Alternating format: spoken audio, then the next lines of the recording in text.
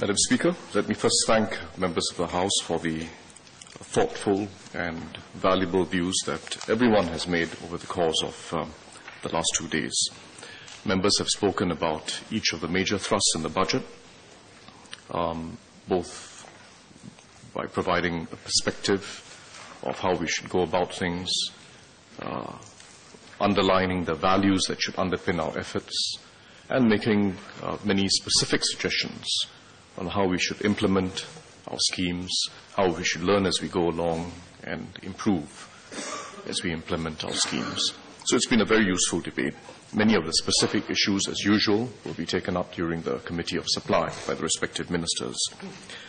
I will focus on 3 main issues today. First, quite briefly, I'll respond to some of the perspectives provided during the debate on economic restructuring, and in particular how we've got to help uplift our SMEs so that the future, when we talk about the next frontier of our economy, is not just a future of technology and skills, but the future that contains a vibrant SME sector as part of our society. And secondly, I'll talk about our approach towards building a fair and inclusive society. And thirdly, very importantly, I'll talk about our ability to sustain what we are doing.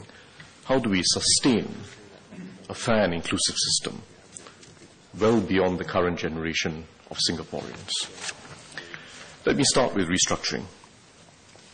The issues that came up in the debate are not new. If you look at the debates of the last few years, you'll find similar issues coming up, and they illustrate inherent tensions in restructuring our economy, inherent tensions in moving from one state of economy to a new state of economy with a transition in between that's an inherently difficult transition. Mr. Inderjit Singh spoke about high business costs. Mr. Yogwat Kwang, Mr. Gan Thiam Poh, several of them highlighted this constant problem of business costs increases at a time when revenues are not growing very rapidly. And it's a real problem. The fundamental reason for business costs being high lies in demand and supply.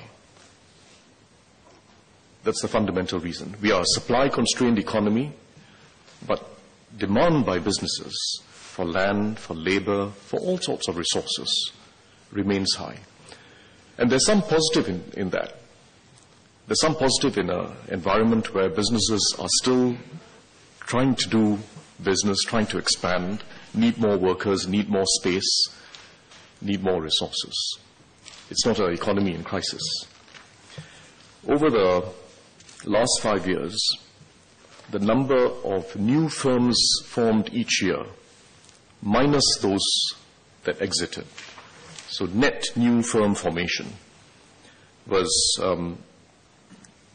20,000 over 5 years. That's over 4,000 per year. Sorry, 20,000 per year. 20,000 firms formed each year, minusing off those that exit. 20,000 new firms a year. And that's more than twice the preceding 5 years. So during this 5 years, when we've sought to restructure our economy and grapple with the shortages we face in manpower and the increasing constraints of land, we've seen a significant increase in the number of firms being formed across every sector. Even in sectors like the food services sector, hotels, services sector, we've seen the same phenomenon. In the food and accommodation sector, the average number of new firms, minusing off those that have exited, was nearly 1,000 per year, 50% higher than in the preceding 5 years. But revenues overall are not growing more rapidly. They're not growing by 50% more. We all know that. So it's a question of revenue growth not being unusually buoyant, but demand for resources growing. And in that situation of demand and supply, business costs go up. That's the fundamental reason. We therefore have 2 basic approaches that we can take when we are attempting to move from one state of economy to the next state. two basic approaches that we can take in this transition. One is to find a way to subsidize business costs across the board. Subsidize rental costs, subsidize labor costs, subsidize business costs across the board. Because actually it's an across-the-board situation. It's a fundamental constraint of resources pitched against increasing demand for resources. It's not about one firm or the other or one sector against another. So find a way in which the government uses taxpayers' money to just subsidize across the board to reduce business costs. That's one way. The other way, as Professor Randolph Tan and a few others mentioned, is to withdraw support and accelerate the process of restructuring by letting market forces take charge, letting the market sort out more quickly winners from losers. That's another way. And it's not a crazy idea to accelerate restructuring by letting market forces take charge. We have not chosen either approach. We've chosen an approach that is a middle path. It involves, as Mr. Ong Teng Koon and others have pointed out, a phased tightening of our foreign worker policies, starting in 2010, year by year, always giving lead time for workers, but it's been quite a gradual phasing. If you look at it over the 5 years as a whole, it's a significant tightening, but it has been phased in. And very importantly, we have not just collected higher foreign worker levies, but we flowed it back to companies. Flowed it back to companies that are taking some initiative to upgrade, to invest, to improve processes so that they're prepared for higher productivity in the future. And as Randolph Tan and others know, the process takes time. It takes time to re-engineer a business, sometimes to switch to an entirely new business model, and to train up our people. It takes time. But that's the approach we've taken. Gradual tightening so as to allow the market to work, but very strong support for firms that want to upgrade and do something about it. And we have more than flowed back to the business sector the additional foreign worker levies that we've collected. The reason why we've taken this approach and not the harsher approach of simply allowing market forces to work in the face of a very tight labor market is because shock treatment doesn't just weed out the weakest players. It doesn't just weed out unviable businesses. It has a way of weeding out good businesses as well. It happens in every crisis in every economy. When you go through a deep crisis, you lose many good businesses, including very promising entrepreneurs. So we've taken this phased approach because we're not an economy in crisis. We can afford to take this phased approach. And secondly, we haven't wanted to impose a large cost on our workers. That's the second reason why we've taken this phased approach. And indeed, in the last few years, we've seen a very significant increase in labor force participation amongst older workers as well as people returning to the workforce, in particular women returning to the workforce. And as Ms. Fumi Ha noted, I think quite thoughtfully, when workers who've been out of the workforce for some time or who have lower skills enter the workforce, it doesn't immediately help productivity. It takes time to train up people. It takes time to train up people. And that's another reason why productivity growth has been hampered. Because we have, as part of our social objectives, tried to make it as friendly as possible an economic environment for anyone who wants to join the workforce and contribute to the family. And I think that was the right balance that we've taken. But we do have to ensure that our SME sector, 5 and 10 years from now, is a vibrant one. We won't be able to keep all our SMEs, but we want to have a critical mass of SMEs in every sector of the economy. That is Singaporean. They're part of our society, not just our economy. They're part of our society. We want them to be there in the future Singapore economy. Innovative SMEs, expanding abroad, and even where in the domestic market, finding a new way of doing business or bringing new ideas to the market. And it can be done. It can be done. We are seeing leaders already amongst our SMEs in every field that are breaking the mold. It can be done. We are sparing no resources in helping our SMEs. And I think, although, we have complaints on, how many agencies we have, how many schemes we have, frankly, these are second-order issues. It just depends on the entrepreneurs. If they are willing to take advantage of schemes, the schemes are there. They are more generous than any other economy I know of.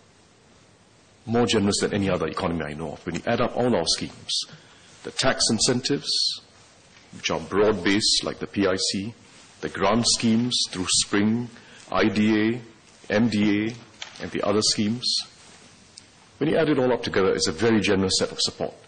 Please come and take advantage of it. And the government will work as closely as possible with our trade associations, our chambers, to help more companies take advantage of our schemes. But entrepreneurs have to rise to the occasion. Not small numbers. Mr. Thomas Chua had asked about the numbers. Not small numbers have been taking advantage of these schemes. If you look at our innovation and capability vouchers, which help small companies to take incremental but significant steps, we've had about 16,000 vouchers dispersed, 90% of which going to very small businesses. If you look at IDA's iSprint scheme, about 7,000 SMEs have been implementing new IT solutions. IDA has also been promoting sectoral platforms, and we've had 46 sectoral platforms taking root, and which will yield positive results in time to come, I'm sure.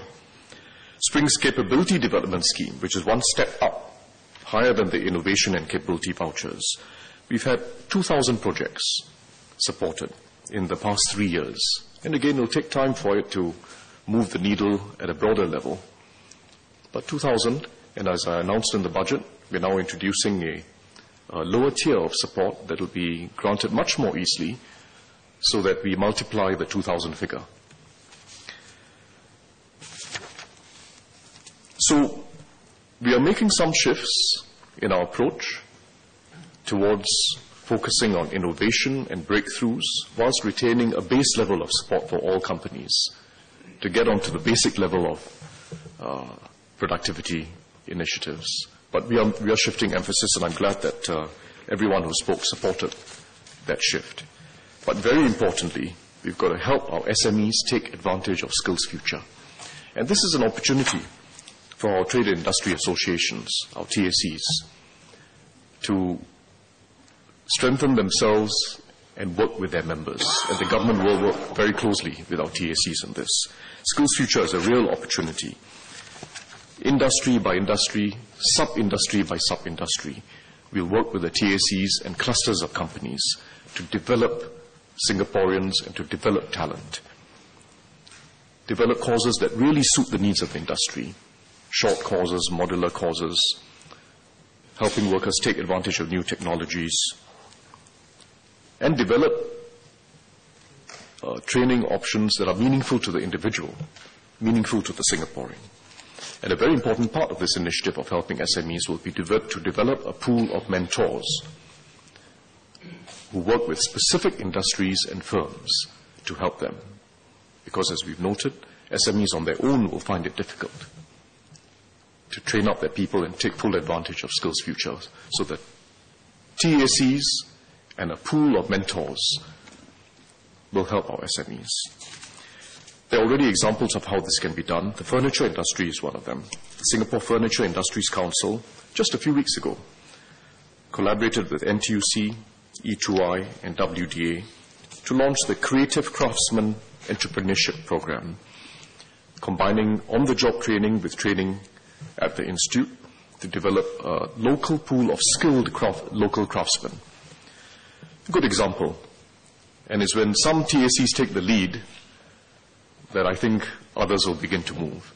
And they'll know that we'll provide very strong support as government for the TACs that take the initiative.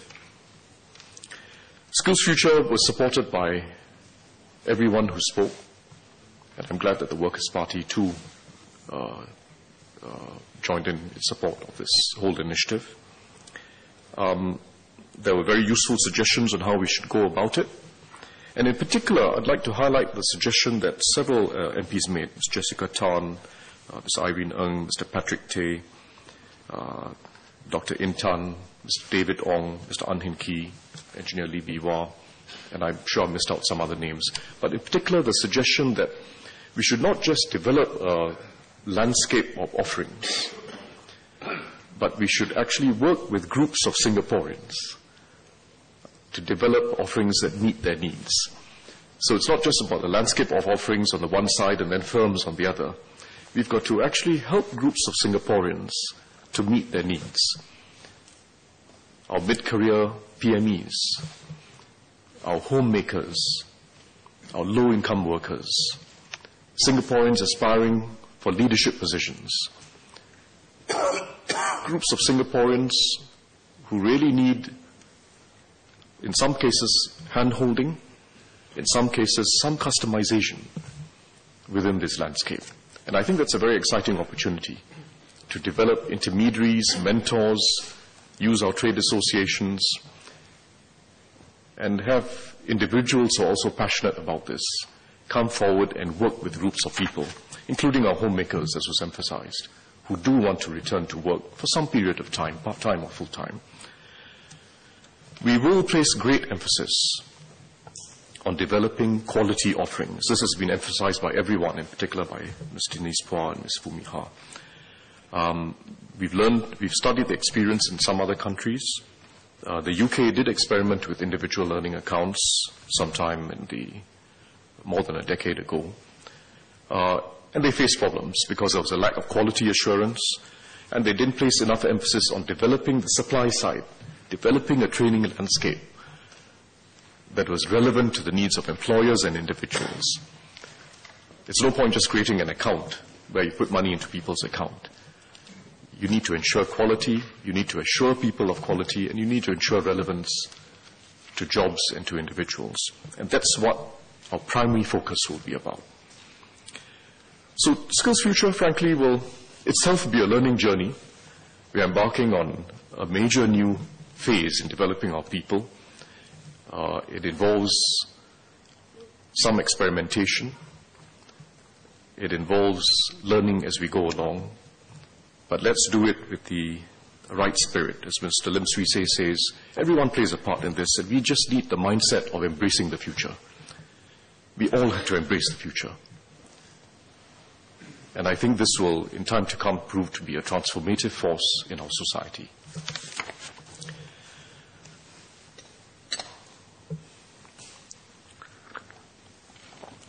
So let me now move on to the second major theme, which is that of building a fair and inclusive society.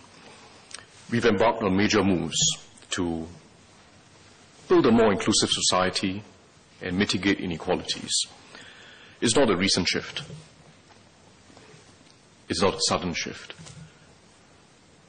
We started in a major way in 2007, and since then, step by step, year by year, we've made enhancements in education, in housing, in healthcare, and in retirement. A deliberate tilt to support our lower and middle income groups, step by step. And if you look at each of our budgets, if you look at the philosophies articulated in our National Day rally speeches by the Prime Minister, this is a shift that we've been working at progressively, year by year, over the last 7 to 8 years. What it boils down to is that we are providing more active support for Singaporeans at each stage of life. When you're young, when you're in your working years, as you raise your family, and when we all retire and get older. And very importantly, we are building a social compact that is not only about stronger collective responsibility, but which seeks to encourage personal and family responsibility. And I'll come back to this later. But that's at the heart of it. We are building a social compact that's not just about stronger collective responsibility, but seeks to encourage personal and family responsibility. Let me describe the major steps we are taking and how they add up to this new social compact. First, we are intervening earlier in life, investing more in our young so as to preserve and encourage social mobility, because that has to be part of our Singapore identity, social mobility. It's a challenge all over the world. In fact, social mobility is the defining challenge in every advanced country today. The slowdown and the low levels of social mobility, almost irrespective of which country you look at, including the Scandinavians. We are fortunate that Singapore has so far done relatively well. It is actually still a more fluid society than most. And I'm going to show you a slide. It's a slide that requires a bit of explanation, so I'll go through it a little slowly, but it's extremely important. Now, first, don't look at the slide yet. What this slide shows is, if we look at people who start off with low-income family backgrounds, parents are low income. We take the bottom 20% of parents. We look at what happened to the children once they finish education, entered work, and are well into their working lives. Where did they end up?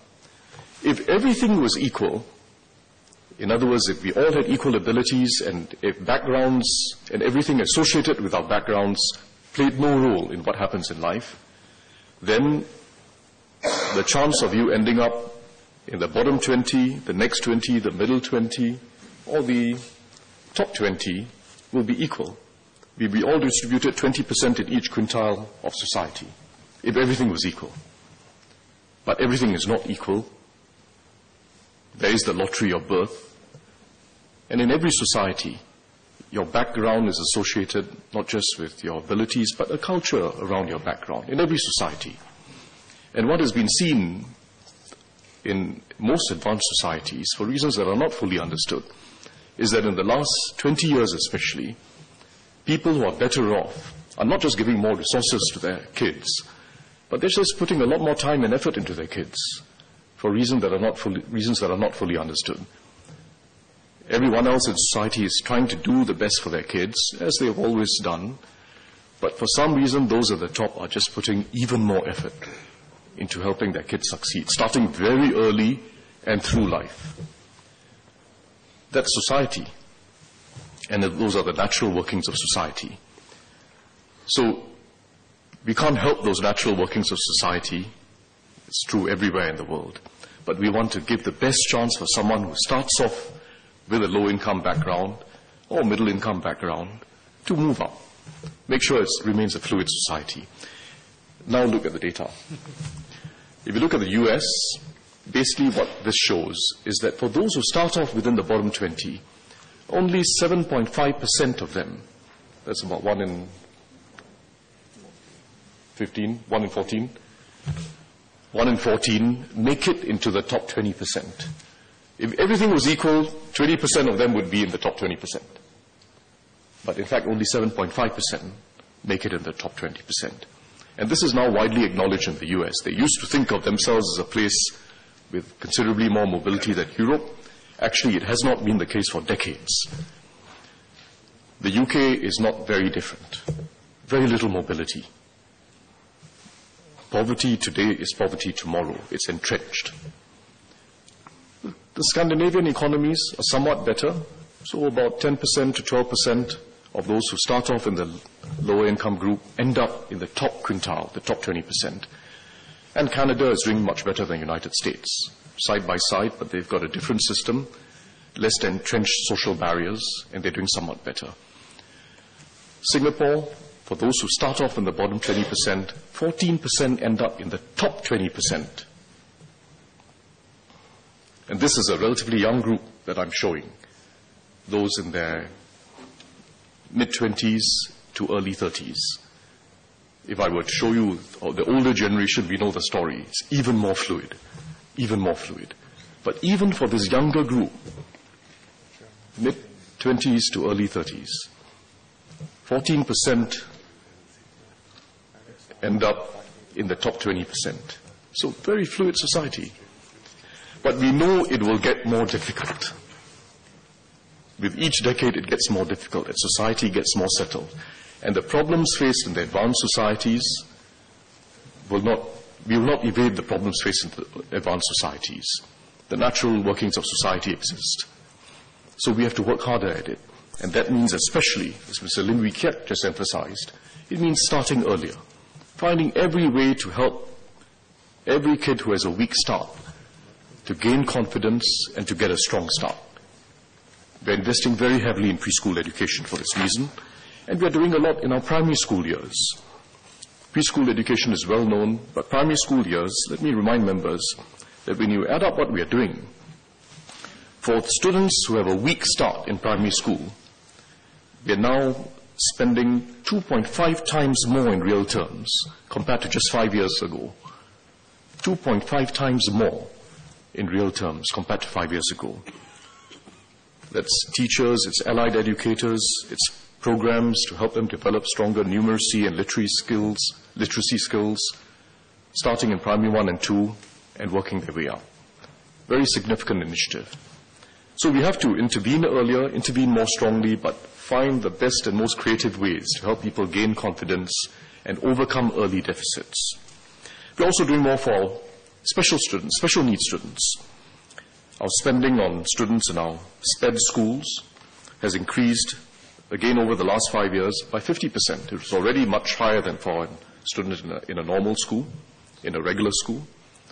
And we've increased it further by 50% in real terms, strengthening the SPED curriculum, helping to train up the teachers. MOE is funding professional development of the teachers in our SPED schools. That too is important. So, intervening earlier and trying to intervene better. Secondly, we've enhanced affordability across the system, from preschool all the way up to the tertiary level. We know about the kindergarten and childcare subsidies. For a low-income family, you pay as little as $3 a month for childcare and $1 a month for kindergarten. But across the system, we've also enhanced subsidies for the middle-income group. I spoke about this in the budget, and especially in tertiary education. A significant shift that we began a few years ago was to enhance bursaries and other forms of support for the middle-income group in tertiary education. Thirdly, it's about the pathways. By creating more diverse pathways to cater to every talent and inclination, and even different learning styles, we're also trying to promote social mobility. Because people have different strengths, different interests, and by providing more diverse pathways, we maximize our chances of social mobility. And that has been true in the school system, but especially true at the tertiary level. And the strengthening of the applied pathway is a critical route to social mobility. So that's education, major set of initiatives. Second major initiative we've taken is to promote home ownership, particularly by helping the lower and middle income groups. And I'm not going to go into details because members know the details. Of course, prices are not like what they were 40 or 50 years ago. And that's exactly why the older generation today is sitting on substantial assets, housing assets, substantial housing equity in their homes, because prices are not like what they were even 30 years ago. But what's critical is to help young couples today, once they're ready to set up a family, help young couples to own a home. And on that, we've spared no efforts. First, in trying to tame the cycle, which we are achieving by boosting supply of HDB flats through our additional buyer stamp duties and seller stamp duties, all the measures we've taken to try to tame the cycle. It's working, and it's working better than in Hong Kong or some other places. But very importantly, it's also about the enhancement of housing grants, the HDB grants, the BTO grants. What we are able to achieve for a young couple in Singapore today is unmatched by any other leading city in Asia. We know about Hong Kong, of course, extremely high housing prices. Likewise, Shanghai and Beijing, Tokyo, Seoul, Taipei, even Sydney and Melbourne. If you look at the income of a young couple, the average young couple, compared to the price of a home that they want to move into, they're not doing badly in Singapore at all. Homes are more within reach of our young than they are in any other leading Asian city. That's home ownership. Thirdly, what we're doing in working age. And I'm sorry I'm spelling this out in a little bit of detail, but it's worth reminding ourselves as to how our social programs add up and how we've been making deliberate moves over the last 7 to 8 years. What we're doing in working age. Skills Future is a major investment, and I've spoken about it. And at its heart, it's not an economic program. At its heart, it's about helping every individual push their potential through life. Not just what you do in school, but keep pushing, discovering and pushing your potential. Everyone has a strength, although we may not figure it out during our school years. Everyone has a strength, and it's never too late in life to identify your strengths, identify your interests, and push your potential. It's never too late to learn. Skills Future is itself a major force for social mobility. It's not just an economic strategy. Fourthly, we've also taken significant moves to temper inequality. Workfare was a major step. Started in 2006 with a temporary scheme, made it permanent in 2007, and we enhanced it in 2010 and 2013, and we'll continue to review it in future, so that even as wages go up over time, we will still want to use workfare to redistribute and temper inequalities. Workfare is not about alleviating absolute poverty. It's about mitigating inequality even as incomes rise. We have to mitigate inequality. And for the lowest paid workers, the progressive wage model is now working its way through first the cleaning industry. We are moving on to the security industry next. And we focus on industries where outsourcing is prevalent and which are prone to cheap sourcing as a result of outsourcing practices. That's what we focused on. We've also introduced a permanent GST voucher scheme. Again, it's a redistributive device. A permanent GST voucher scheme to help lower income households. So that's the fourth initiative, tempering the disparities in life. Fifth, we're giving greater assurance in old age so that our elderly can make the most of life. First, at work, we introduced a special employment credit, quite a unique scheme by international standards, to help our older workers keep their jobs or find new jobs and stay employed, continue to contribute and take pride in contributing, which is what Singaporeans want to do. But beyond work, we've made very significant shifts in healthcare. First, by enhancing subsidies, not just for the low-income group, but the middle-income group. Last year, through the Pioneer Generation package. This year, through MediShield Life, which will be heavily subsidized again for the lower and middle-income group. And by the significant expansion of capacity, which you're familiar with, all around the island, primary care, acute care, step-down care. Very significant expansion of capacity. And next, we'll be rolling out the Silver Support Scheme to provide a further supplement, a supplement to personal savings and family support. And Silver Support, like Workfare, will be a way of tempering inequalities through life. Finally, we are doing more to encourage the community to take responsibility and to step in. In 2011, in Budget 2011, we had a major initiative, the Community Silver Trust Scheme. We put aside $1 billion for dollar-for-dollar matching for voluntary contributions to BWOs, providing for either long-term care or helping the disabled. Major scheme. And I should add, in relation to Mr. Teo Ho Pin's question, that the Community Silver Trust in fact provides matching grants for the NKF and for kidney dialysis.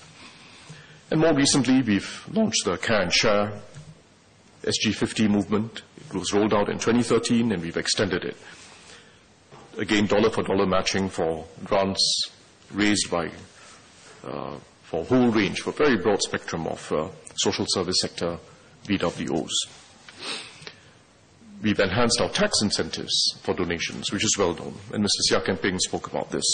We introduced the 250% tax deduction in 2009, and it's had good results, which is why we've extended it for another 3 years, quite apart from this year having a 300% deduction.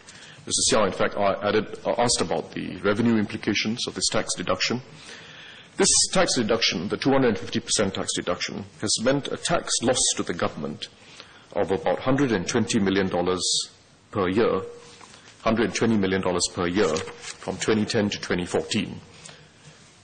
But it led to a gain for the charitable sector of about $870 million a year. So the government lost $120 million, but it led to a gain for the charity sector of about $870 million per year. So if you take it all together, this has been a set of major moves at every stage of life, strengthening our policies, providing greater assurance and opportunities in education, at work, in healthcare, in retirement. And let me show how it all adds up in our system. When you take all the taxes that people pay and all the benefits that they receive through our different schemes, how does it add up? It's basically a progressive system, and one that's been made more progressive, where the higher income households contribute the bulk of the taxes and the lower income households receive the bulk of the benefits. But it's also one where the middle income receives more benefits than it used to. And let me just show that very briefly with a slide. So if you take the top 20% of households, they pay 55% of all taxes. When you add up income tax, property tax, GST, car taxes, maid levies, everything, they pay 55% of all taxes, and they receive 12% of the benefits. If you look next at the bottom 20% of households, or if you look next at the middle 20% of households, they pay 11% of all taxes, and they receive 20% of all benefits. When I say middle 20%, I mean those between the 40th and 60th percentile. They pay 11% of all taxes, and they receive 20% of all benefits. And the lowest 20% of households pays 9% of all taxes, largely through the GST. They pay, everyone contributes, and the lower income group contributes through the GST and a few indirect taxes, but mainly the GST. So they pay 9% of all taxes, but they receive 27% of all benefits. It's a progressive system. And I should add that we have also shifted significantly in the weight being placed on structural transfers, permanent schemes, as distinct from temporary schemes that we're able to afford when the budget is in good shape. 90% of our transfers last year comprised permanent schemes. The system is not just about redistributing from the rich to the poor. It's also about the middle income group, very importantly. The middle income group in Singapore are net beneficiaries of our system. And there's been a very significant increase in the amount of benefits the middle income group have got over the last 10 years. For every dollar of tax paid by the middle income group, they now get $1.70 back. In fact, a bit more than $1.70 back. So for every dollar of tax paid, when you add up all their taxes, income tax, what those who happen to own a car would pay, add all the taxes, property tax and so on, for every dollar of tax they pay, they get $1.70 back in benefits. And this is real data that refers to the middle 20% in our society, Singaporeans. And it's gone up significantly over the last 10 years. And it's a fair system. The benefits that our middle income group get are not like what you see in the Scandinavian countries or the UK or many other advanced countries. Some of them have free healthcare, free tertiary education, free many things. But they're paying for it. It's not free. It is never free. And in most of these societies, with the Scandinavian countries being a classic example, in fact, their tax systems are not particularly progressive. They rely mainly on the VAT and high income tax for everyone to be able to flow back the benefits. Everyone is paying for the free benefits that they're getting. And when you add it all up, the benefits they get for the dollar of tax they pay in the middle income group is in fact less than ours. I'll show you another chart which compares us to some other countries. So the US is the lowest tax country amongst the advanced countries generally. The income taxes for the person in the middle, it's about 17% effective tax rate, relatively low compared to many other advanced countries. In Singapore, it's close to zero for those in the middle. In the US, it's about 17%, lower than the UK and the Scandinavian countries. And the US, when you look at their sales tax, they don't have a national GST, but they've got sales taxes at the local level, which are about 4 to 11%. The US has somewhat lower taxes than most. And in the US, you get about $1.30 back for every dollar of tax you pay. Finland is about $1.30 as well. UK is slightly more. And in Singapore, it's about $1.70. So we are a low tax regime. We try to keep the burden of taxes on the middle income group especially low. We target our benefits in healthcare and education in every area to support the low income group and the middle income group, but we target it. And in general, everyone co-pays for what we are getting. So we know that nothing is for free. We co-pay, we keep taxes low, and the net benefits are ones which the middle income group gains from. So that's worth highlighting. Now let me go on to explain what this adds up to in terms of our thinking, our values, and our philosophy. We have tilted our system deliberately to help our lower and middle income group. And in the last 5 years, there's been a significant tilt. The government is playing a more active role in redistribution. But the key to building a stronger society is not in how much we are doing to redistribute. It is about how we strengthen the values that undergird and sustain a fair and inclusive society. It's not how much we are doing, but how we do it, and whether what we are doing helps to strengthen the values and the habits that sustain a fair and inclusive society. And at the heart of it all, we are seeking to build a stronger social compact for the future. A compact where personal and collective responsibility go hand in hand. That's at the heart of what we're doing. We're seeking to build a stronger social compact where personal and collective responsibility reinforce each other and go hand in hand. Our approach is quite different from the cradle-to-grave welfarism that was developed over 50 or 60 years in many of the advanced countries. Our approach is about empowering people and aspirations and rewarding responsibility throughout life. That's our approach. It's quite different from cradle-to-grave welfarism. It's about encouraging and empowering people to learn at every age, to work, to take second or third chances, and to make meaningful contributions through our careers, whichever the job. Helping people to own a home, and whether as breadwinners or homemakers, to raise the next generation. And helping everyone to make the most of life even in our senior years. It's also about developing a broader culture of responsibility in our society. That's not just about everyone doing their part, rich or poor, but it's also about being able to count on each other. And those two things go together. We are able to count on each other now and in the future only if everyone plays their part, if everyone plays their responsible role. Our whole approach, therefore, has been to avoid a zero-sum game between personal and collective responsibility. Avoid a zero-sum game and get a compact where personal and collective responsibility, in fact, reinforce each other. And we've had a thoughtful debate on this issue. As Ms. Cha Yong said, if we lean too much to the left, we will not have much left. As Mr. Karthikeyan said, if we lean too much to the right too, then we're not doing the right thing. And there's truth in both views. There's truth in both views.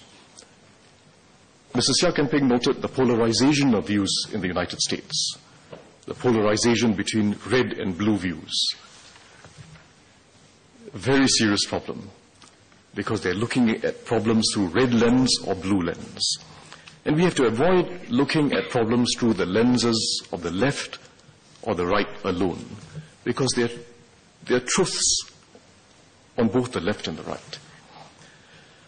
And these are the truths that we've learned from 50 years of experience in social policies all over the world, particularly in more mature societies.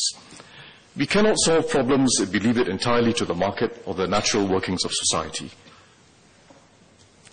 It will lead to widening income gaps that reflect not just people's different abilities and efforts, but also the advantages and disadvantages of the backgrounds they start with.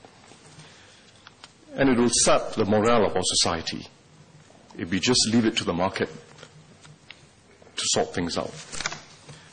Neither can we think that social policy interventions alone can create a fair and cohesive society. Without a culture of personal responsibility in the family, in education, at work, and saving for our future, it will not create a fair and inclusive society, and it will sap the vim and energy of our society at every level. So, I think we need some humility. Actually, in every society, we need some humility as to what works in social policy.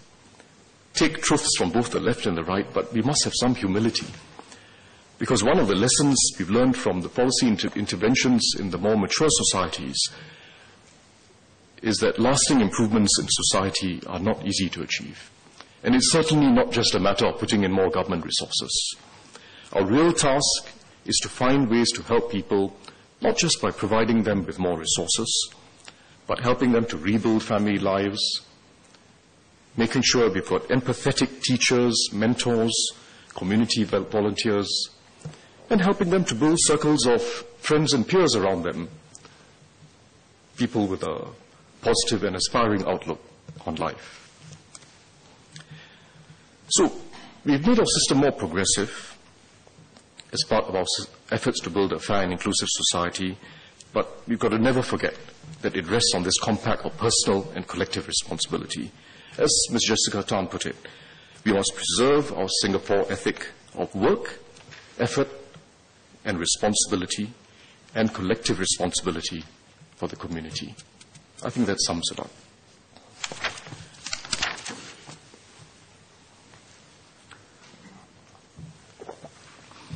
Let me now talk about a critical issue, which is sustainability.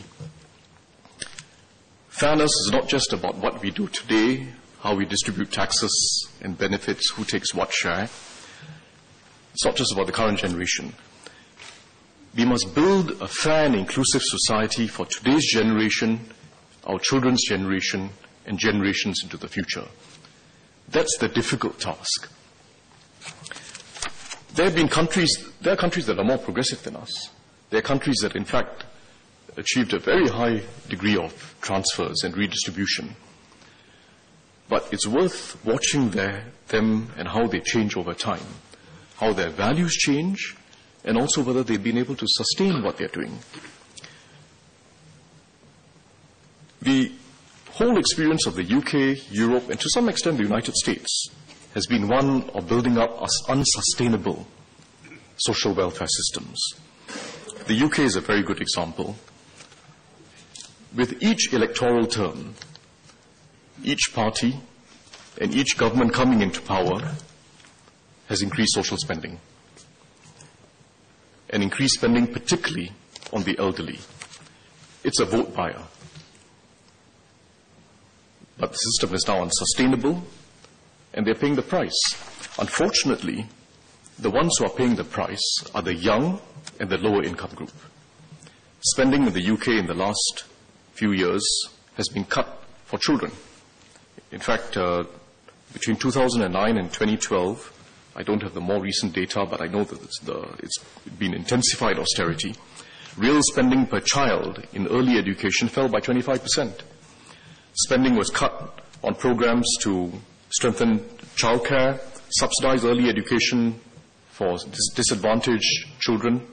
Significant cut, more than a 30% cut on these early education initiatives. Spending on social services was cut. And it's not as if it was to help poor retirees. because the whole weakness of their system was to extend benefits to everyone, including the upper middle income group and the rich. So the rich get generous pensions, they get winter fuel allowances, they get free transport, they get everything. And even a conservative government today has committed to preserving those benefits for the rich and the upper middle income group at the expense of the young and the poor. That's how inequitable it is. We've got to sustain a fair, inclusive society for generations, not one election at a time. The US faces the same situation. It's lower tax than many European countries, but the same basic flaw of looking at things short-term and through a highly political lens. What's happened in the US now is and the Obama administration has recognized this, they're severely constrained for the future, in investing in their future.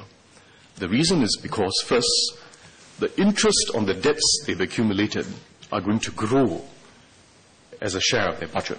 Interest payments on debt are going to increase by almost 2% of GDP over the next 10 years. Secondly, the entitlements that have been promised are also going to grow because people are getting older. So when you add those two things together, the interest payments on debt and the entitlements as a fixed item of their budget, there's less being left over for the rest of spending, and they're having to cut back on spending on the future, on fostering opportunities. They're having to cut back.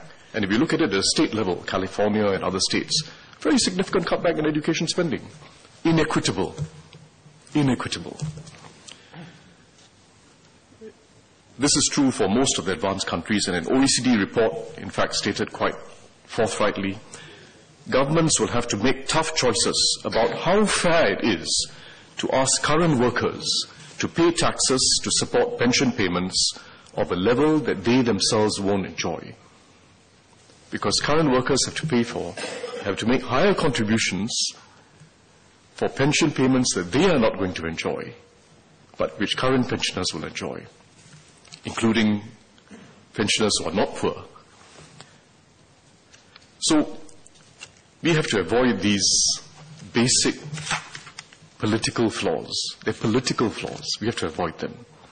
And I'm glad members have raised caution and have asked the right questions, which we have to keep asking as we move along. And we have to make sure that, as Mr. Liang Eng-hwa says, that we never cross the red line of failing to balance our budget within each term of government. And Mr. Hri Kumar also spoke on this matter. Ensure sustainability, ensure we never run down our reserves. This is why, in fact, we have written rules into our constitution. We've gone further than most other countries by writing the rules into the constitution to prevent a government from running a deficit within its term of government, a cumulative deficit. Except in crisis, you have to go to the president and to get his permission to draw on reserves. We've written it into the constitution so that it's enshrined as part of our political culture, no matter who's in government.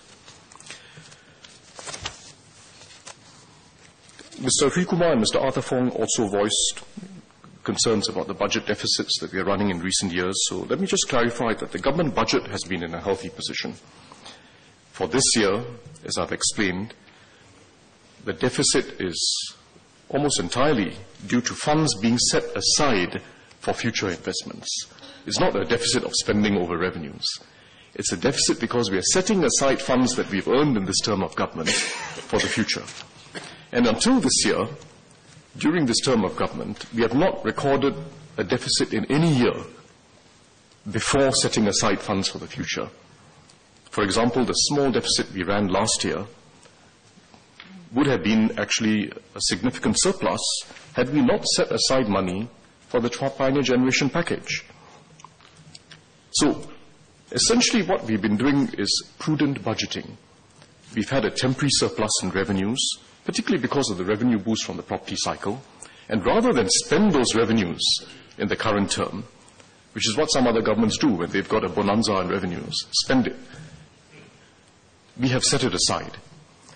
And that should remain the way we go about fiscal planning in the future. When you have a temporary boost of revenues and you know the cyclical reasons why your revenues exceed your spending, set it aside for the future. Don't spend it immediately, or don't spend all of it immediately.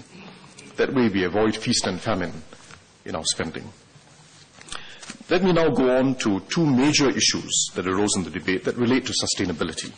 The first has to do with the net investment returns framework and the use of reserves, and the second is the CPF system as well as silver support. Several MPs raised questions about sustainability of our system of drawing income from reserves and making sure that we're not disadvantaging future generations. The net investment returns framework, in fact, underlines our commitment to preserve the value of our reserves and to allow it to grow with the economy over the long term. It allows for government to tap part of the investment returns for current spending, and it strikes a fair balance between present needs and the interests of future generations. We have put a lot of thought into it when we passed the constitutional amendment in 2008, when we moved the constitutional amendment in 2008. It's about striking a fair balance between present needs and the interests of future generations. It ensures that we spend from our reserves in a disciplined and sustainable way. First, by spending at most 50% of expected long-term returns, which means that at least 50% are kept in reserves. Second, by spending based on real returns, not nominal returns, so that we preserve the international purchasing power of our reserves. Otherwise, if you have high inflation globally and you earn higher nominal investment returns and you spend more on that basis, actually what you're doing is reducing the real value of your reserves for the future. And we've also provided stability in the NIR by spending based on expected long-term returns, not actual returns. And this recognizes that actual returns will be more volatile than long-term expected returns. But we smooth our asset base. And this is an important point. The two ways in which we achieve the stability over time. First, we are spending based on expected returns rather than actual returns, which can be volatile. But secondly, we also smooth our asset base. So, for instance, if there's a boom in asset markets, a boom in asset prices, and the value of our reserves go up, the value of the asset base goes up. We don't spend on the basis of that boom in asset prices. We smooth the asset base so as to discount the latest changes in prices. So if there's a boom in asset prices, it doesn't mean you spend more NIR, because we do a smoothing of the asset base. So these are rules that we've written in that help ensure that there's a fair balance between current and future generations. There have also been some questions, understandably, in the media about whether bringing Temasek into the NIR framework will impact Temasek's investment strategy. And the same question actually can be asked about the GIC and the MAS. So let me assure members that this will not be the case for Temasek, just as it is not the case for the GIC and the MAS. The NIR framework provides a formula to work out how much the government can spend from reserves. That's what the NIR framework is about. It's not based on actual returns, but on the expected long-term real rate that our investment entities that we expect our investment entities to earn within the framework. It's about the expected long-term real rate of return of each of our investment entities, not based on actual returns. So it is not a dividend policy in disguise that determines how much cash Temasek has to pay the government each year.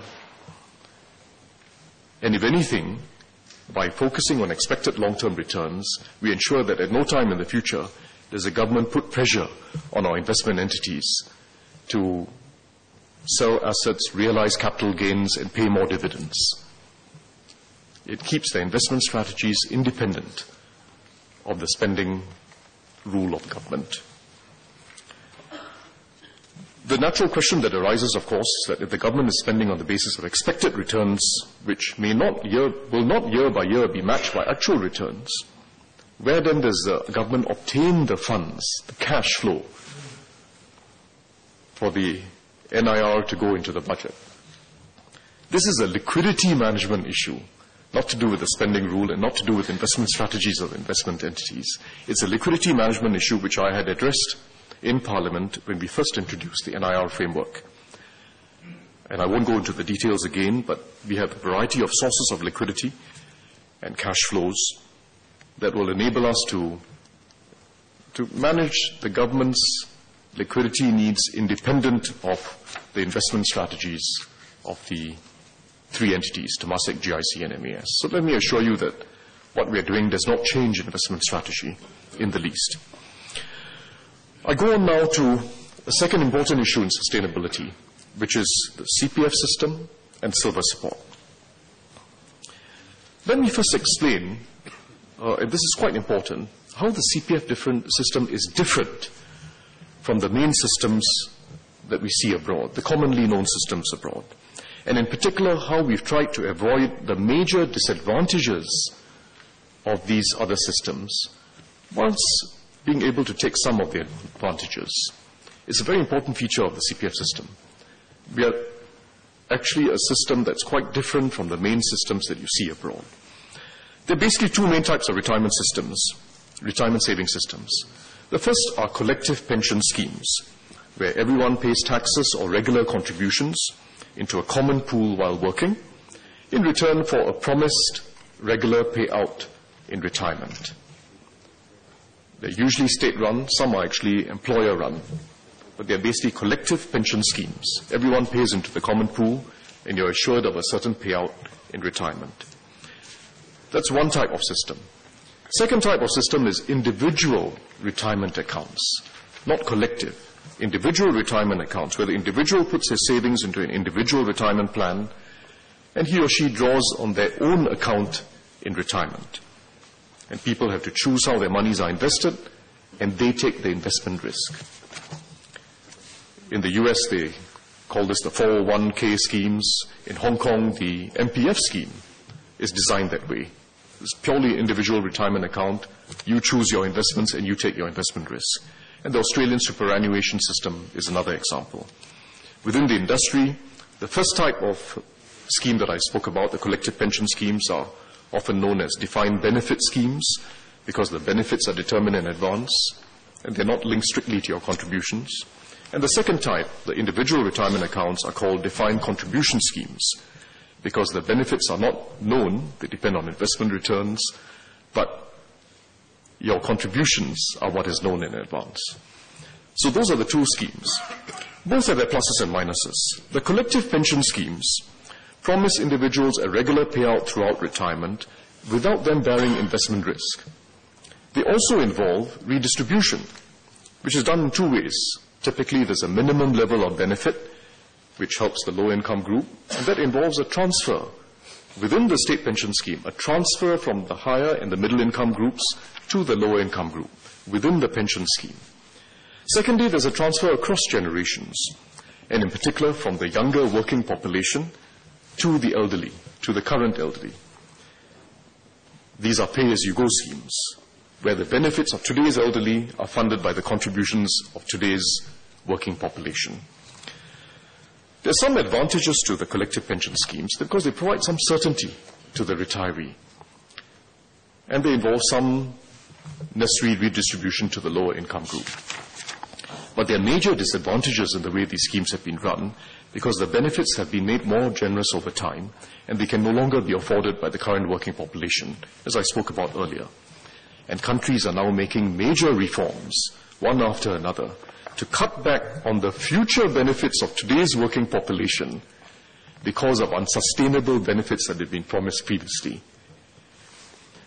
So people who start work today have to contribute more, but will receive less benefits compared to current retirees. As a result of this unsustainability, there's a shift in most countries away from the emphasis on collective pension schemes towards individual retirement accounts. But the individual retirement accounts still remain quite small compared to the collective pension schemes. They're really a small layer on top of what is really a system of collective pooling of contributions through the state and sometimes through the employer. The individual retirement accounts have their pluses and minuses. The plus is that it's financially sustainable because what payout you get depends on what you put in. It doesn't depend on intergenerational transfers.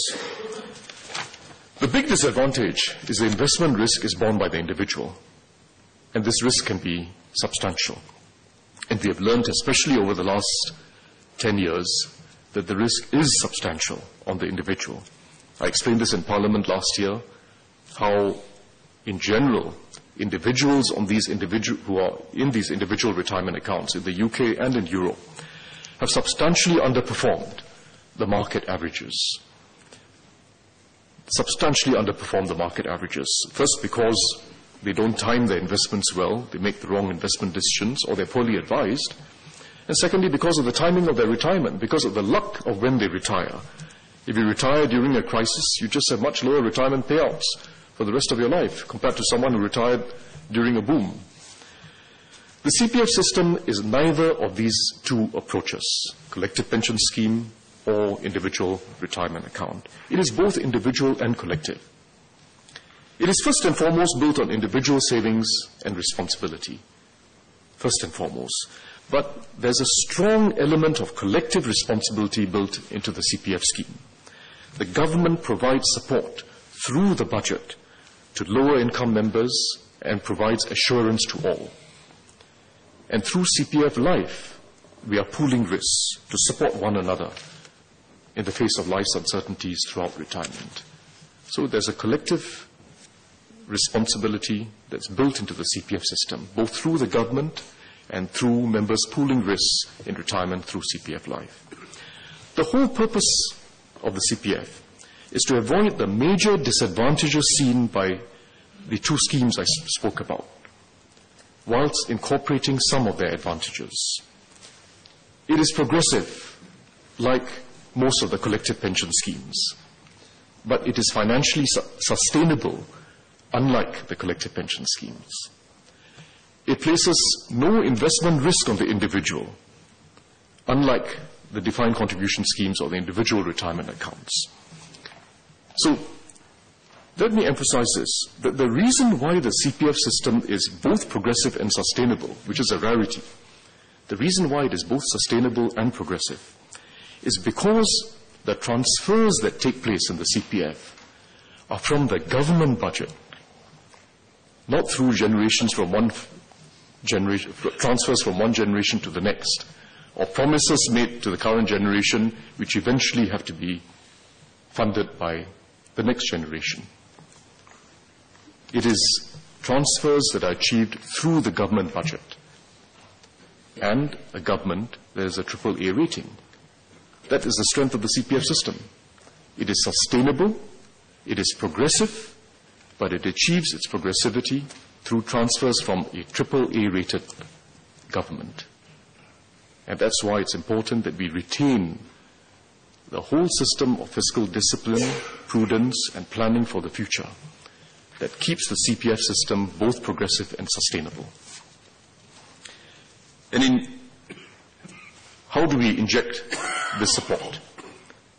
Through workfare, which is a very significant infusion into the accounts of low-income workers, through housing grants for the lower and middle-income member, through MediSave top-ups, which are now a permanent feature for the pioneer generation, MediSave top-ups throughout their retirement years, and through extra interest on smaller balances. And in each of these areas, in each of these elements of progressivity, there's been an enhancement, a significant enhancement since 2007. If we take, to illustrate how significant this government's role in the CPF is, this aspect of collective responsibility is in the CPF, if you consider a young worker today taking advantage of all our schemes in the CPF, all the enhancements we made, a young worker, someone who's at the 10th percentile of incomes today, by the time he retires at age 65, he would have received $200,000 of government support in his CPF through workfare, through the housing grant, and I'm not counting interest earned on the housing grant, just the original housing grant, workfare, and extra interest. $200,000 over the course of his working career till 65. Not a small sum. So when Mr. Gerald Graham described the CPF system as a defined contribution scheme, that's the way it's referred to sometimes theoretically. But it is in fact not just an individual savings scheme. It is a scheme that comprises the individual's savings and significant injections of government support. It is individual and collective. We have further enhanced the system by providing additional flexibility as recommended by the CPF Advisory Panel, while keeping its basic strengths. Keep it fair, keep it sustainable. The CPF Advisory Panel has recommended allowing for the flexibility of a 20% lump sum withdrawal of retirement savings at the payout eligibility age. Quite an important recommendation. We have to think very hard about this because we know there is a trade-off in retirement payouts. You take out 20%, you get lower payouts for the rest of your life. But we decided that this was the right approach to provide a degree of flexibility. And on top of this, in the budget, we are enhancing interest for lower balance members, starting from age 55 to help them to accumulate their balances in their retirement years.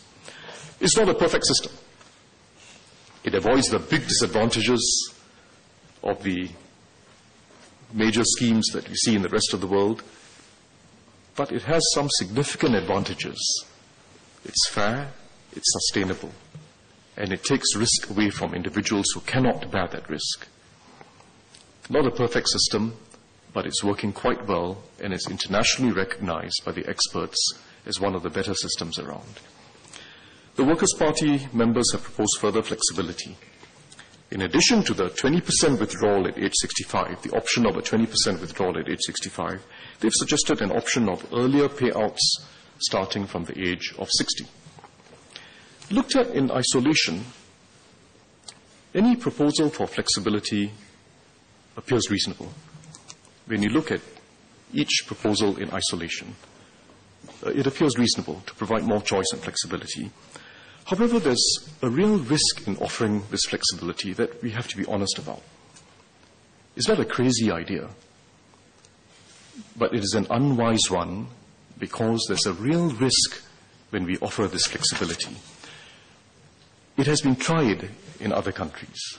And in fact, everywhere it has been tried, the result has been that those who take up this option of early payouts end up less prepared for retirement. Less prepared because they stop work earlier, or less prepared because they will have lower payouts through the rest of their life. And the upshot of it, or the real outcome, is the rest of society eventually has to take on larger responsibility to support them, as Ms. Cha Yong Yong emphasized or reminded us of. The countries that have tried introducing this option of early payout are now reversing course. It has been tried. Denmark was an example. In fact, they introduced it very early on. In 1979, they introduced such a scheme. They called it a voluntary early retirement scheme. In fact, the real aim at the time, because they were having a bit of an unemployment crisis, the real aim was to persuade older workers to get out of the workforce and make way for younger workers. Then the pressures of an aging population began to take hold, put great pressure on the pension system's financial sustainability, and the weaknesses of allowing for that early payout became known over time. So in 2006 and then in 2011, they passed reforms to reverse course, to phase out this early retirement option and this early pension payout option. It was supported, in fact, by the opposition and the government at the time, and they've had changes in government, so the new government that's come in has stuck to that policy of phasing it out. Because it was the wrong move for the individual and the wrong move for the rest of society, which would have had to end up paying a higher burden. That's what it amounted to. It was the wrong move for the individual and the wrong move for the rest of society. The Finnish are another example, very similar example. They introduced it and they've had to reverse course. The French, more recently, just 2 years ago, 2012, they made a concession for some workers to get an earlier payout from age 60. They went against the grain. but only for some workers, those who start work at 18 years old and have made a minimum contribution of almost 42 years into the system. A small group. But even for this group, they realized just 2 years later, last year, that it was a mistake. They're going to face growing pension deficits, and they realized this was actually a mistake in helping individuals prepare for their retirement. So they've now had to take steps to reverse their decision, and they're bringing the minimum contribution period up from that 41.5 years or so back to 43 years. So they're extending the minimum contribution period you need to 43 years before you can have an early payout, which very few people will qualify for. The UK has also gone against the grain, allowing retirees to take out their retirement savings early. They were previously mandated to put their monies in an annuity. It's a bit like the CPF Life, but you can choose your annuity. Now they allowed the retirees to take it out, partly because the annuities in the market were offering very poor returns, far poorer than what we offer on the CPF. So it's partly a political gesture, largely a political gesture. They've allowed retirees to take their money out early and do what they want. And it has been viewed very negatively by the experts. The OECD has warned that this is detrimental to both retirement income adequacy and incentives to work, and has urged the UK to make a move back to the annuity system. The reasons are the same all over the world. It's good to offer choice, but part of the human predicament all over the world is that we will all place greater priority on what happens today and the benefits we can get today, rather than what you get well into the future. And we all underestimate how long we will live. It's true all over the world. It's true in Japan, it's true in Europe, it's true in the UK. People place more priority in what they get today than well into the future, and they underestimate how long they'll live. That's the human predicament. These countries face the same challenges of rising life expectancies that we do, except that in our case it's even longer life expectancy than most. And their whole priority has been to encourage people to work for as long as possible, to save more wherever possible, and to defer drawing down on their pensions so that they have enough savings to last through their retirement years. That's the way in which the mature societies are moving, encouraging people to work more, to save more, and to defer payouts where possible. And indeed, in countries like the Netherlands and some of the Nordic countries, they've gone a step further than the norm. The norm is to link the pension age to the retirement age. In those societies, they've gone a step further. They're now linking it automatically to life expectancy. So as life expectancy goes up, the pension age and retirement age will automatically go up. They have agreed on a formula, and it is now automatic. They've gone further. We are not planning on that move ourselves, but these international trends illustrate the challenges that all maturing societies face. We should recognize these challenges honestly and not take positions for their populist appeal when we know fully that putting such proposals into practice will merely set us back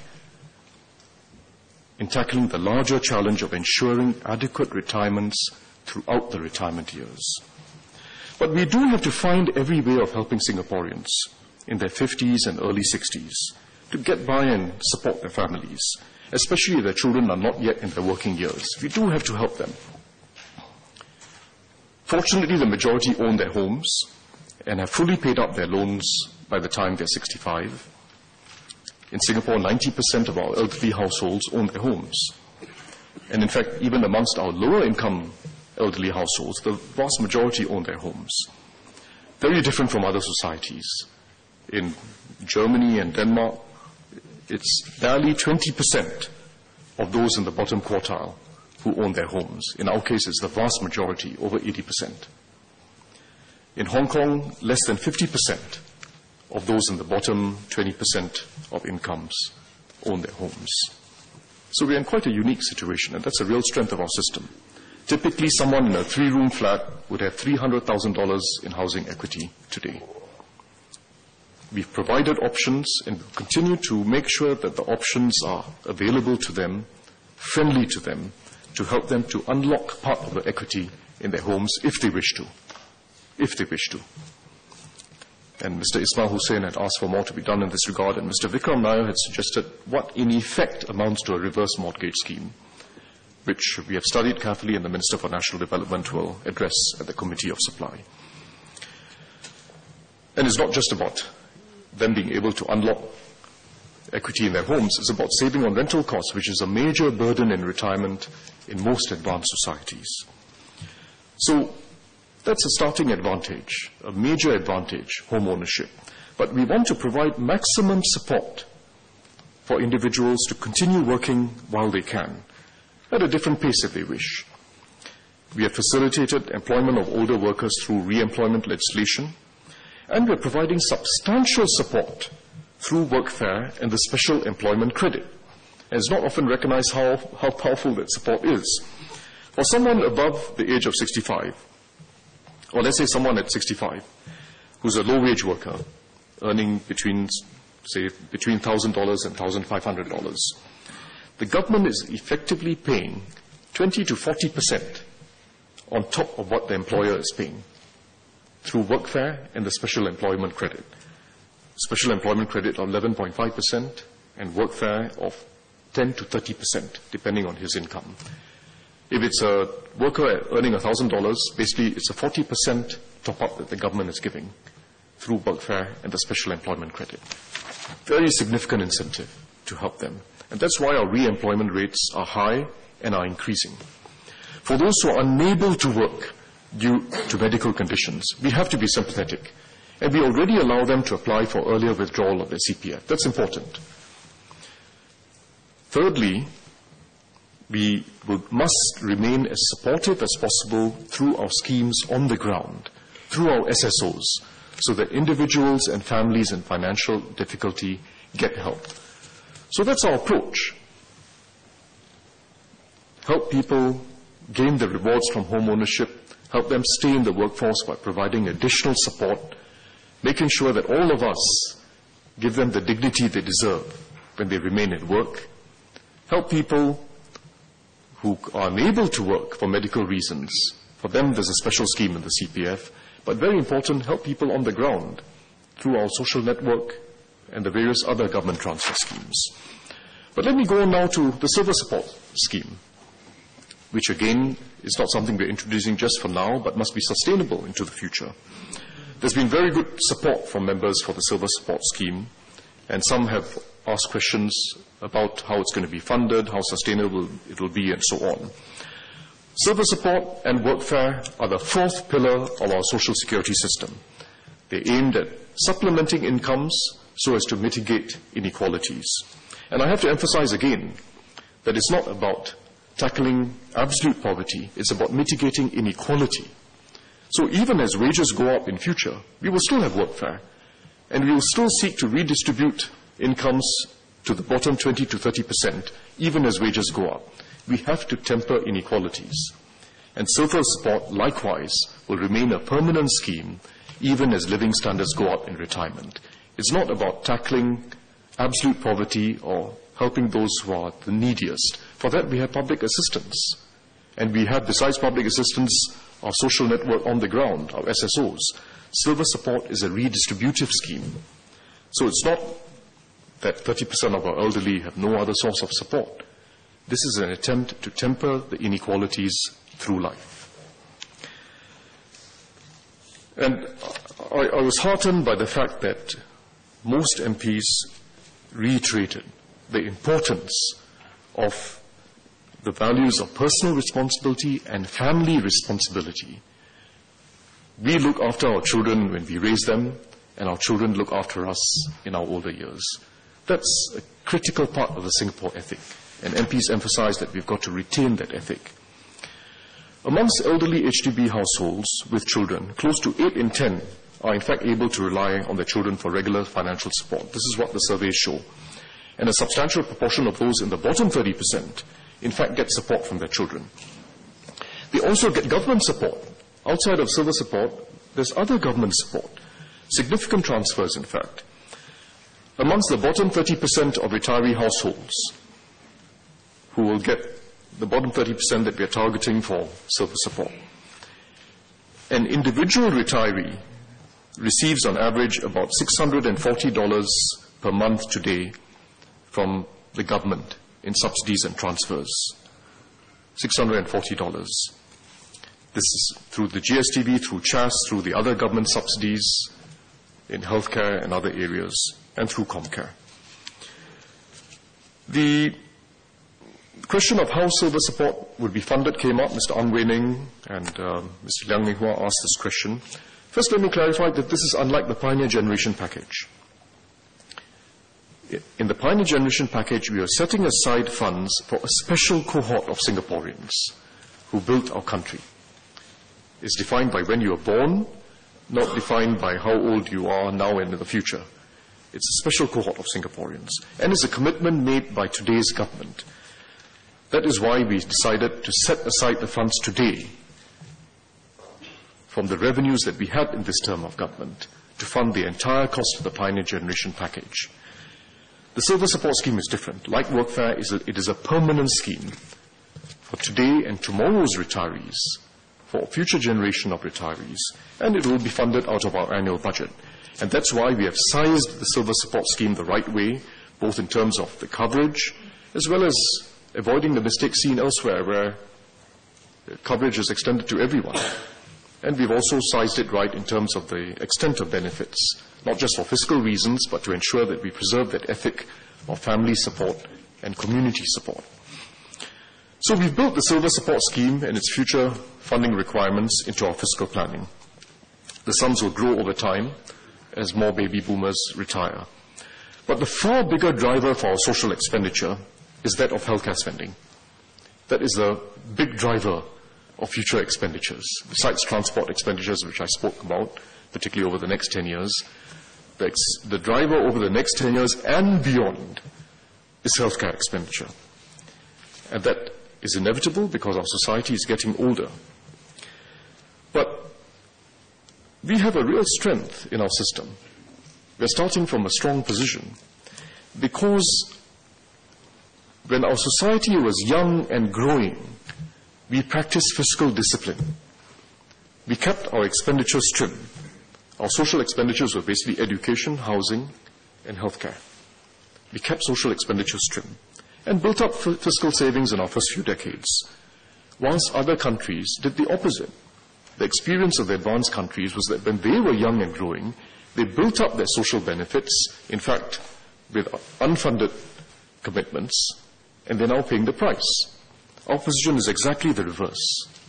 In our young and growing years, we built up our reserves, which now give a lasting benefit for today's generation and future generations. We have a steady stream from our NRIC, which will be sustainable well into the future, as I've explained. The rules on the reserves ensure that the reserves will not be depleted, and they will benefit both current and future generations. We've prepared ourselves in advance, and that must remain the way in which we plan for our budgets in the decades to come. With the change in the NIR to incorporate Temasek and the NRR framework, and the other tax changes I've introduced, in particular the increase in the personal income tax rate, we will be in a good position for at least the rest of this decade. Madam Speaker, let me now conclude. This budget concludes the major initiatives we are taking in recent years to empower Singaporeans at each stage of their lives. And I thank the Workers' Party for its support for all the major thrusts of the budget. And I trust you'll have the courage to take the same position and extend the same support during the elections. These are good programs, they're important programs for our future. We should be honest about it, join together, and stick to the courage of the conviction that this is the right path for Singapore.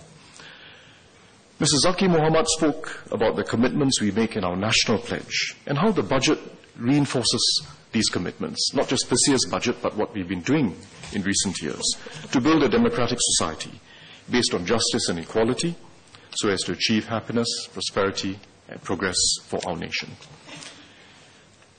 These values and aspirations are what we started with.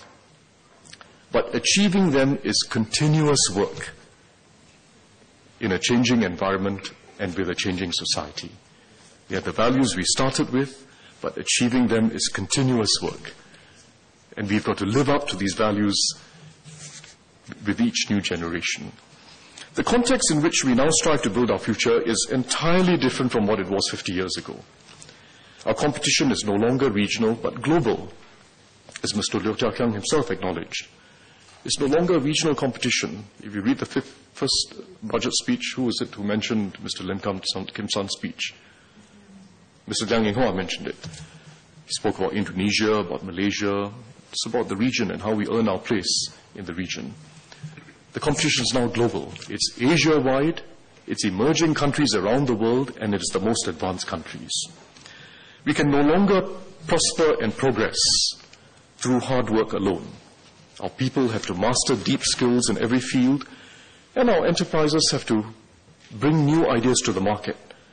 Or as Mr. Lim Swee Say said, fly east and chase sunrises. Our society is also becoming more diverse in its aspirations and its needs. Important change. It's a more diverse society, and with greater need to temper disparities in life as our economy matures and as our people get older. So our strategies, both economic and social, must evolve as the environment around us changes, as the competition changes, and as our own society changes. But at the end of the day, it is not just about the economic and social strategies of the government, and not just about what we do from one budget to the next. It's not just about seizing new economic opportunities and strengthening social security. Most importantly, it is about how we relate to each other as people, the respect we extend to every citizen for the effort that they put in, and the care that we extend to one another. As Mr. Lee Kuan Yew said nearly 2 decades ago, we cannot measure our happiness just by our GDP growth. It is how our families and friends care for each other, how we look after our old and nurture our young. They are what make for a closely knit society, one we can be proud to belong to. Madam Speaker, I thank you.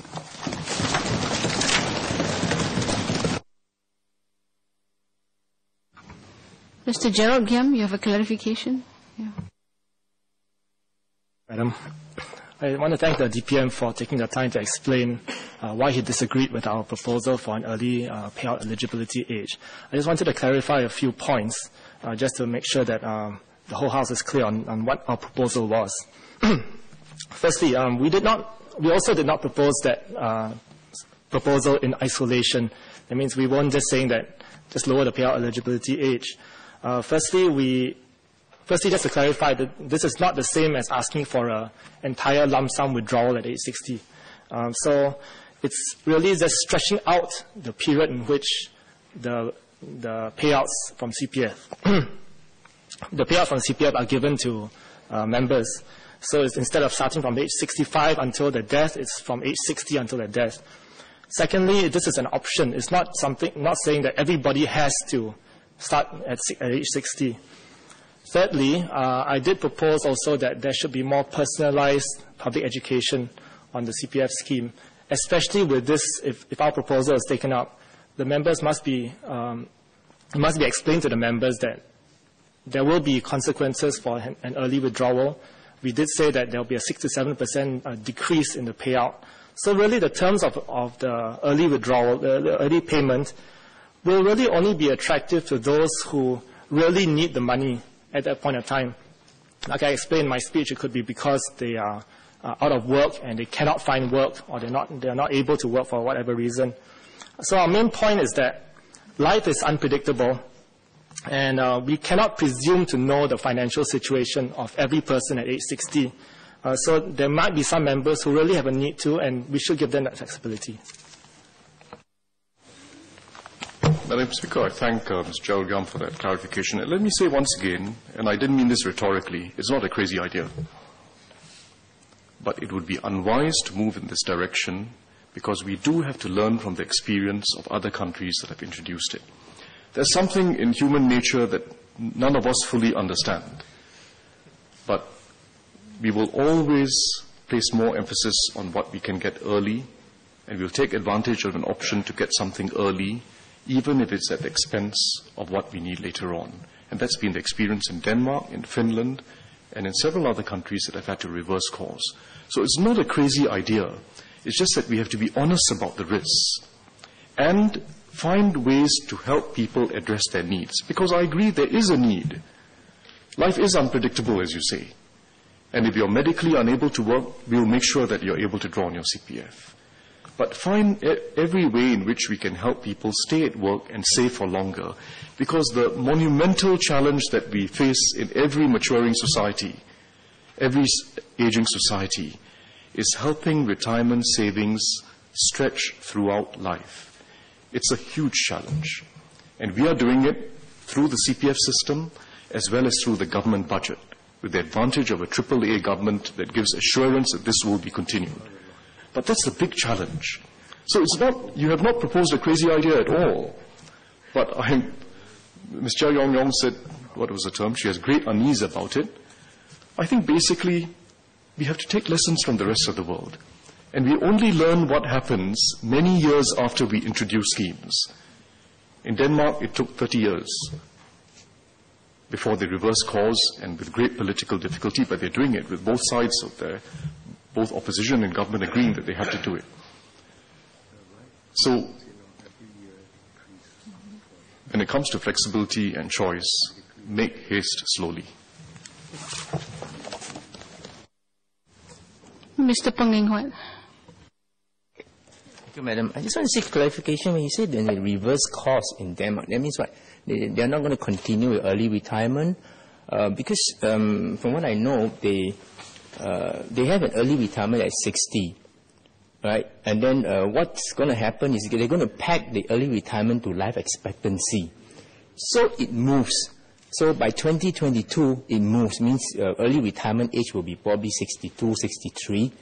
Not that they are reversing and they are not going to allow early retirement. They have a normal retirement and they have an early retirement. Just that the early retirement currently is 60, but they're just going to pack it to life expectancy, so it moves after 2022.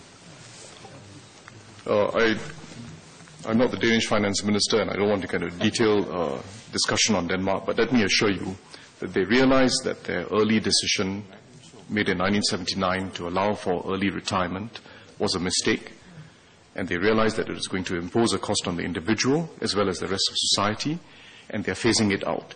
For those workers who are already benefiting from it, it's not being phased out, but for future workers, it is being phased out. And that's the trend that's being taken in several societies. Every society is trying to find a way in which the pension age, pension drawdown age, as well as the retirement age can move up. And it's not as if it solves all problems, because it will mean that some individuals will be in difficulty. Some individuals will be in difficulty because all pension schemes have to deal with trade-offs in retirement. Some individuals will be in difficulty, and we have to find ways of helping them. But don't compromise the basic features of the system. Find ways of helping them. And in Singapore, we can do it. We can help them.